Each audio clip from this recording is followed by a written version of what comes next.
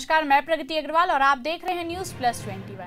आइए एक नजर डालते हैं देश विदेश की बाजार पर हमारी खास पेशकश बाजार हलचल में। मेटावर्स से अगले 10 सालों में 20 गुना ज्यादा होगा डेटा कंजप्शन।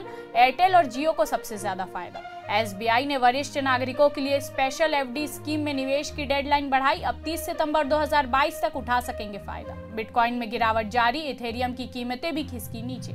आईटी सेक्टर में नौकरी की बहार, मार्च तक 3.6 लाख नए लोगों को मिलेगा रोजगार। विदेश में भी यूपीआई का जलवा, नेपाल ने डिजिटल ट्रांजैक्शन के लिए यूपीआई को अपनाया। इंडिगो के बेड़े में शामिल हुआ A320 नियो विमान। हरित हाइड्रोजन के लिए नीति की घोषणा, नवीकरणीय ऊर्जा को लेकर अंतर्राज्यीय पारेषण शुल्क से छूट। होटल रेस्टोरेंट ने किया राज्यों से कोविड-19 से संबंधित सभी अंकुश हटाने का आग्रह।